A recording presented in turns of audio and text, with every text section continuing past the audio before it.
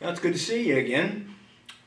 I don't know if you noticed or not, but it kind of seems like there might be a little bit of optimism coming about from this whole coronavirus and what's happening right now. I sure hope so, because I'm anxious to be able to see you and be able to get back together. That's what we're supposed to do, and I don't know about you, but I'm sure missing that time that we can spend and growing spiritually and all the things that need to be there. And I wanted you to think about something kind of interesting. I've told you before that one of the most interesting stories to me in the Old Testament is out of 1 Kings chapter 18. If you remember the story, you had the prophet Elijah found himself in a situation where he decided he was going to take on the false prophets of Baal. There were 450 of them. They went out onto Mount Carmel and they did their thing. You remember how the story goes that they both put together their own altars and put all this stuff together. And then he said, you can go first. And in the process, if you remember, they were crying out, and after a while, Elijah just started making fun of them. You know, just saying, maybe you ought to cry a little louder. Maybe your guy's on vacation, or he's gone somewhere. He even says maybe he's on the toilet. You know, so he's all this stuff going on, and they're freaking out more and more to the point that they start cutting themselves. All right, because their idea was if they suffered, that their God would listen, which is kind of interesting because a lot of wrong church theology teaches that stuff about the real true God. So it's not true at all, but that's what that false religion taught. And so they cut themselves, they had blood going all over the place. It was just a mess. And the thing that has always been amazing to me is out of 1 Kings 18:29, where after everything that they did, hours and hours of this going on, dust everywhere, everything getting torn down and messed up, 450 prophets doing this, it says finally there was no voice, no one answered, no one even paid attention. You know, that kind of sums up the whole idea of any religion outside of Christianity, because it's false religion. And by the time it's said and done, the end result is that there's nothing real about it. And so because of that, you're not going to get anything. Now here's why I bring this up. It's been fascinating to watch across our world with a lot of people who believe that they had it all together, who very much believe that they didn't need God, that they had it taken care of, and that they had control over their life. And this little bitty thing called a virus, we can't even see with the naked eye.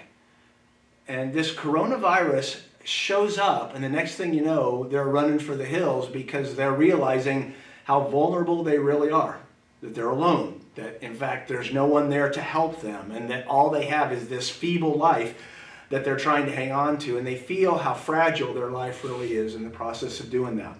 You could truly say that all of a sudden they looked around at the life that they constructed, and there was no voice, no one answered, no one even paid attention. Now, the reason that becomes important is this, guys. First of all, you and I get an opportunity that if we're right with God, we've gone through that process of getting right with God, that we have a chance to realize that's not us. You know, the song that I wrote called "'Cause Someone's Home" was based on this concept. There's someone home for us. It's real because of the intellectual facts that we have.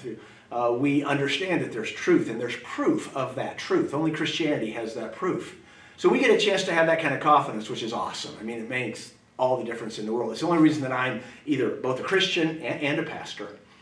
But in addition to that, guys, it helps us to be able to have a little compassion as we look at a world that's that lost. That the reality is it all came crumbling down because of a microscopic virus that they can't even see, and that little bitty thing, just like that, can upend their life and destroy everything. Now, here's why this is important. I told you before that one of my favorite passages is out of Psalm 46. And I typically quote the first verse and a half, something like that, where it says, God is our refuge and our strength, a very present help in times of trouble, therefore we will not fear. But what I love about it is what it's talking about, because it goes on from that. So it says, therefore we will not fear, and though the mountains slip into the heart of the sea, though its waters roar and foam, though the mountains quake at its swelling pride. You see, guys, what God was trying to say there is that God is our refuge and our strength, a very present help in times of trouble. Therefore, we will not fear, even if the whole world falls apart. You see, when it comes to us reaching out to God, no matter what's going on in our life, the reality is someone's home. And we have the capability of knowing that God listens, God hears, God is responding. Now, we live in a broken world, and so that doesn't mean we don't have stuff. But in the middle of our stuff, we have a foundation, we have a rock.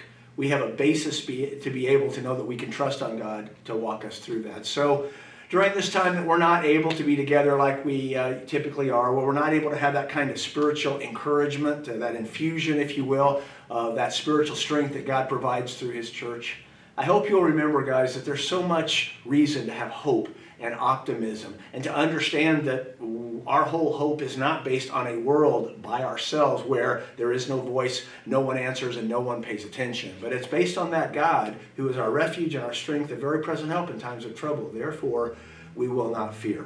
So during this time that we're apart, make sure, guys, no fear.